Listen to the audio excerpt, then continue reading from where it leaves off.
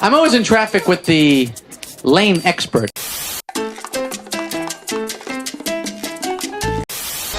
XOXO gossip.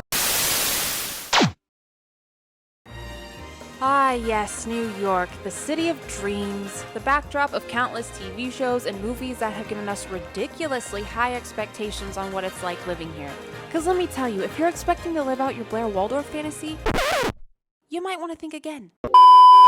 But in all seriousness, you guys, you've probably clicked on this video because, like me, your dream is to move to New York. The only problem is you don't know where to start, right? Well, that's what I'm here to help you with. But before we get into that, you already know, go ahead and like this video, and if you haven't already, subscribe to my channel. Feel free to leave me any comments below, and if you have any questions, definitely ask them. And let's just get into the video, you guys. These are my 6 tips on how you can move to New York. Okay, so tip number 1.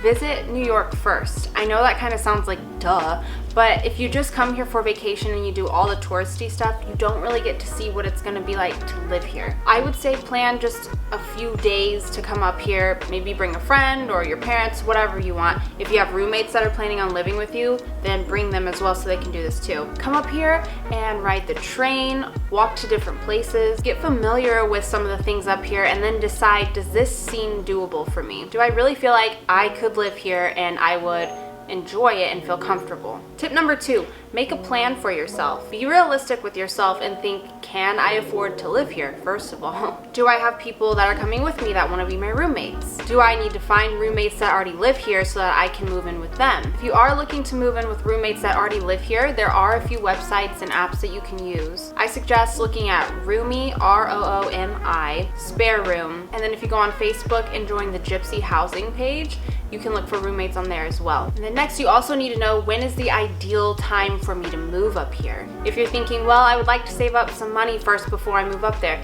then come up with, maybe a 6-month plan. Maybe you want to save up enough money for your first 3 months of rent. I don't know, something like that though. So if that's going to take you 6 months, then plan on moving to New York in 6 months. If it's going to take you a year, give yourself a year. That's okay. Also, do you want a 12-month lease? Do you want to sign on to a lease that you're going to be there for a year? Or do you want to sublet a room? Subletting means someone already lived there and maybe someone's roommate's moving out, so you're saying, hey, I can take over in their spot and just continue to pay rent until the lease is up. Also, you need to think about, if I'm going to be moving there in a few months, I should start looking for jobs there as well, because that'll look good to a landlord if you're saying, I already have a job secured there, this is going to be my yearly income, blah, blah, blah, blah, blah. So make a realistic plan for yourself. Number 3, figure out a realistic budget. I know you're probably thinking, well, New York isn't realistic with their prices anyway. That's true. And that's just something that you kind of have to accept when you're moving up here. So if you're looking for a 1-bedroom for $1,100 a month, I would say move to Texas. So how much are you willing to pay every month? Now, my boyfriend is a real estate agent and he's been doing it for a few years now. I also worked at a real estate company, so I was around it a lot and I learned a lot of things. So I'm not just saying this stuff because I'm making it up. These are the things that I have learned and I'm sharing them with you. So usually, to qualify for an apartment up here, you have to make 40 times your rent in income. And you also have to have a credit score that is 650 or above. So let's say that you found a studio for $1,700. You would need to prove that you make $68K annually. And your credit score would need to be 650 or above for the landlord to be like, oh yeah, they're a good candidate. Now you could also be trying to move into a room with other roommates and say that room is $800. Your rent would be $800 a month for that room. Then you would need to prove that you make $32,000 annually. Now, if you and 2 of your best friends have decided, we are moving to New York together, this is going to happen, and you find a 3-bed apartment and the rent is $3,000. I'm just making this up, but you would have to prove that the income for all 3 people living there is 40 times the rent. So all 3 of your combined income needs to be 40 times the rent. Does that make sense? Now, if you don't qualify and there's just no way that you'd be able to get approved, you can also do something called using a guarantor. A guarantor is someone that needs to make 80 times the rent and have 700 or more credit. The purpose of a guarantor is they sign on the lease saying, I guarantee that this person will be able to pay their rent to you every month, and if they don't, I have to pay it. So it's kind of like someone stepping in saying, look, they're good for it, but if anything happens, I'll pay it for them. A lot of cases that was like, someone's dad being their guarantor for them because they were coming up here for school. but 80 times the rent is a lot. When I was looking for my first apartment up here, they told us about guarantor, and I was like, what is that? And also my dad just didn't qualify for that. So something I did, which might sound a little crazy, but it worked. I told them I was able to pay a year's worth of rent up front, and they agreed to it, and that's what I did. So I definitely saved a lot of my money whenever I was working and living in Texas. I just saved and saved and saved, and I was able to move up here and pay rent up front. So figure out a budget that you would be approved for, or you and roommates would be approved for, and then start looking for places that are in that price range. Tip number 4, location, location, location. Everyone thinks, oh, I see these people on TikTok and they're fashion students and they live in a high-rise in Manhattan and they have the Empire State Building out their window. Okay, yeah, that's just not gonna happen unless you're very rich and your parents are paying for your entire rent and you have no problems when it comes to money. If that's the case and that's you, that's fantastic. Go live it up, but I don't think this video is for you. And since most of us aren't like that, which, you know, that's okay too, it's perfectly normal, you need to start looking in places outside of Manhattan. Yeah, so it'd be very cool to say, I live in New York City, I live in Manhattan, I live by Central Park, whatever. If you somehow are able to find like a 1-bedroom apartment in Manhattan for $1,500, then please tell me and I'll move in. But I've never seen anything like that. Maybe you'll find something low-key on like Craigslist or something from someone being shady. I don't know.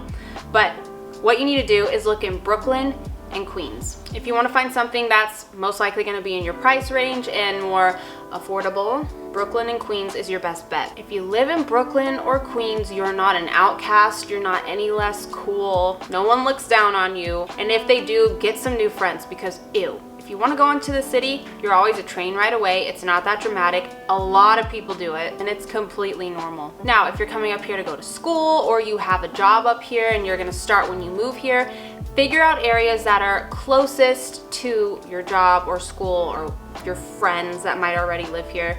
I'm not saying you need to live next door or 2 blocks away, but if you're gonna go to school in the city and they don't have like dorms and stuff like that, look for places in Brooklyn or Queens that are closer to those areas so you can just get on the train and then get into the city. Now, the closer you are to the city when it comes to Brooklyn and Queens, the more expensive. Because, you know, everyone would love a view of the city outside their window, but if you have that, most likely you're paying a hefty amount in rent.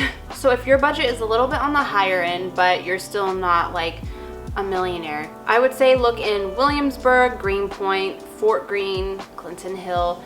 These are all areas that are closer to the water and closer to the city. Also Astoria in Queens, that's another one. But if you're looking for lower prices, then you need to look in Bushwick, Bed-Stuy, Park Slope, Crown Heights, some areas of Flatbush. If you don't care about how long it takes you to get to the city and you don't mind that you're a little bit further out, then I would say look in Midwood, Borough Park, Bay Ridge. And Ridgewood is also a great place, that's in Queens as well. So out of any of those areas, figure out what makes sense to you and what would work best for you. Tip number 5. Use StreetEasy. StreetEasy is an apartment finding website that you can use. It's very simple to use. You can filter out everything you want, like your price, if you have pets or not, if you want central AC, if you want a dishwasher, whatever. You go to StreetEasy, you put in your criteria, and I will say, don't be super picky when it comes to the filters because you might end up not having anything show up when you hit search. But if you're looking for a full unit, like if you want to find a place for yourself, a studio or maybe a 1-bedroom, or you and 2 other roommates are looking for a full unit for all of you to move into, look on StreetEasy. If you don't want to end up paying a broker fee, which I wouldn't either, then make sure in the filters you also click no fee. And then if you do get a chance to go view the apartment, make sure you ask the agent, you know, just to make sure, hey, is there a broker fee on this? Just so that you cover all your bases. Once you start seeing some things that you like or that pique your interest, you know, make sure you look through all the photos.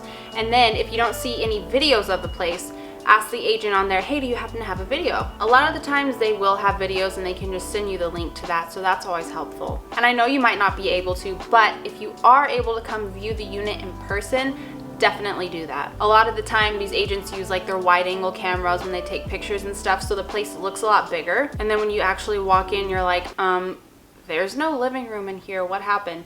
So if you can go see it in person, do it. All right, and number 6, your final steps. So let's say you found an apartment, it's everything you want, you think you qualify for it, it looks good, and you want to apply. The application fees here are $20. Now, they used to be a lot more expensive than that, but they changed that, thank God, so you do have to pay $20 for an application. And then once you get approved, your security deposit and then your first month's rent is due up front. So just know that that is something that they're going to ask of you, and you need to be prepared to have that ready. So here's just an overview of all the tips that I gave, just so that we have everything fresh in our mind. Number 1, make sure you visit first. Take the trains, walk around, don't do touristy stuff, do stuff like you actually live here. Number 2, make a plan. When can I move up here? Am I bringing people with me? Do I need to find people to live with? Should I go on Indeed and look for jobs up here? Number 3, figure out your realistic budget. What am I willing to pay every month? And what is a rent price that I will be approved for? Do I make 40 times the rent? Is my credit 650 and above? If not, we should probably work on that. If I don't qualify, do I have someone that can be my guarantor? Number 4, location. What's gonna have the best prices? What's closest to the areas that I would like to be in? Number 5, use StreetEasy. Look on it every day. It changes every day. Listings go up, they take listings off. Just make sure you check it all the time, about, I would say, a month before your move. And then number 6, just know that your application fee is going to be $20 and that you will be paying security deposit and your first month's rent up front if you are approved. So guys, I know that this might sound a little scary or difficult, but if this is your dream to come to New York and live here, it is possible. And in my opinion, it's definitely been worth it. But thank you guys so much for watching this video. I hope I gave you some good tips. I hope you learned something. If I missed anything or didn't say something that you think I should add, put it down in the comments and I would really appreciate that. Thank you again guys for watching this video. Subscribe to my channel, like this video, and I will see you in the next one.